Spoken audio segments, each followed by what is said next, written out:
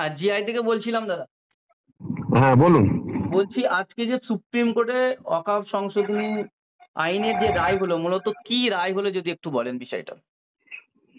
প্রথমত একজন ব্যক্তিকে 5 বছর ইসলাম প্র্যাকটিস করতে হবে, তবেই তিনি তার সম্পদ ওয়াকফ। এটার যে সংশোধনী আনা হয়েছিল ওয়াকফের যে আইনে, সেটাকে স্থগিতাদেশ করল। স্থগিতাদেশ দিয়েছে অন্তর্বর্তীকালীন স্থগিতাদেশ। তার কারণ একজন মানুষ তার সম্পদ কিভাবে কাকে দেবেন, তার প্রেমিকাকে দেবেন না তার ছেলেকে দেবেন নাকি আল্লাহর উদ্দেশ্যে উৎসর্গ করবে, সেটা সে ব্যক্তি ঠিক করবে। এ কি মানে সরকার শুধুমাত্র দুটো ভোট পেয়েছে বলে সংশোধনী এনে ঠিক করে দিতে পারে এসে তার প্রেমিকাকে দেবে না আল্লাহকে দেবে না তার ছেলেকে দেবে? সম্পদের অধিকার সাংবিধানিক অধিকার। আমি আমার সম্পদ কাকে দেবো নরেন্দ্র মোদী আর অমিত শাহ ঠিক করে দেবে? তা হয়?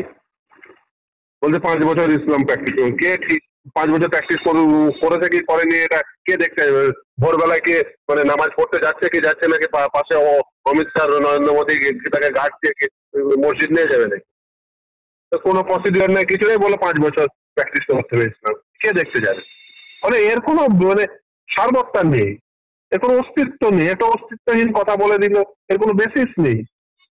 বলে দিল যে 5 বছর ইসলাম প্র্যাকটিস করতে হবে তবেই সে ওয়াকফ সম্পদ ওয়াকফ করতে পারবে।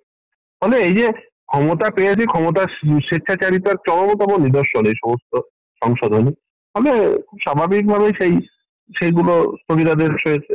এছাড়া ডেজিগনেটেড অফিসার, একটা সম্পদ নিয়ে ডিসপিউট হলো, একজন ডেজিগনেটেড অফিসার যতক্ষণ রিপোর্ট না জমা দিচ্ছে ওই সম্পদটা ওয়াকফ থাকবে না। এরকম অনেক সম্পদ রয়েছে যে সেটা নিয়ে ডিসপিউট আছে।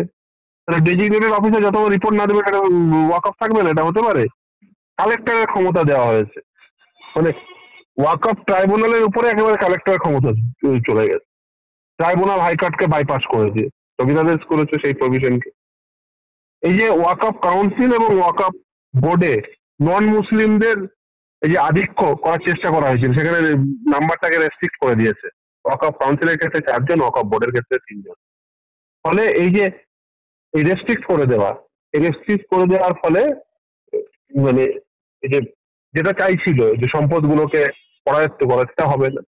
আর তার থেকে বড় কথা যে ওদের যে মূল উদ্দেশ্য ছিল যে এই আইন এনে এই ওয়াকফের চরিত্র পরিবর্তন, সেটা সম্ভব হবে না। তার কারণ হচ্ছে ট্রাইব্যুনাল এবং হাইকোর্ট সেই ক্ষমতাকে বাইপাস করিয়ে দিয়ে অ্যাডমিনিস্ট্রেটিভ ক্ষমতাকে আপেল করতে চাইছিল, যে অর্থাৎ প্রশাসনিক ক্ষমতা, অর্থাৎ সরকার প্রশাসনিক ভাবে একটা সম্পদ ওয়াকফ থাকবে কি থাকবে না সেটা ডিসাইড করবে।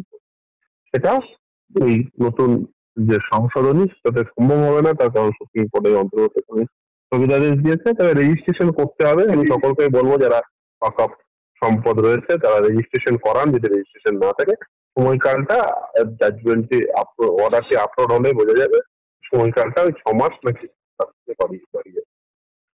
আচ্ছা, তো এক্ষেত্রে কি মুসলিমদের কিছুটা জয় হয়েছে বা বিজেপি মুখ থুবড়ে কিছুটা পড়েছে? না, অবভিয়াসলি নরেন্দ্র মোদী অমিত শাহ যে তাদের যে ইচ্ছা ছিল যে অ্যাডমিনিস্ট্রেটিভ ক্ষমতাকে ব্যবহার করে ওয়াকফ করা, এখানে মুখ থুবড়ে পড়েছে।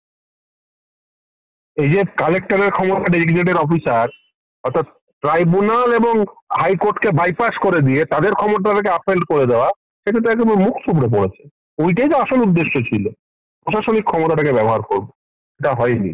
তবে প্রশাসনিক ক্ষমতা ব্যবহার করে সম্পদের চরিত্র পরিবর্তন এটা সম্ভব হয়নি। ফলে এটা অত্যন্ত আমি বলবো যে ভালো নির্দেশ হয়েছে। হ্যাঁ, কিছু নির্দেশ হয়তো যেমন সিইওর ক্ষেত্রে বলেছেন যে পারতপক্ষে মুসলিম যাতে সিইও নিয়োগ করা যায় এটা দেখতে হবে। মানে আমি বলবো যে এরাই যথেষ্ট সাধুবাদ যোগ্য। হ্যাঁ, আরো কিছু হলে হয়তো ভালো হতো, কিন্তু নিশ্চিতভাবে এরাই সাধুবাদ যোগ্য। ওয়াকফ বা ইউজার নিয়ে যে প্রশ্নটা ছিল সেইটা তো এখনো থেকে গেল।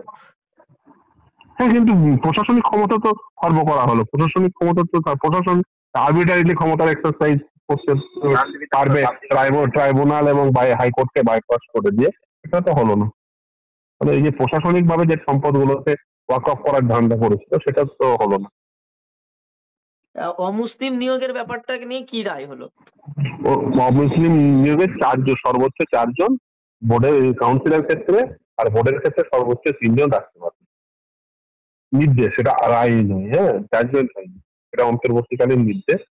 মানে মূল মামলা আবার শুনানি হবে, আবার মূল মামলাতে রায় প্রদান হবে। এখন আপাতত এটা অন্তর্বর্তীকালীন নির্দেশ। Thank you.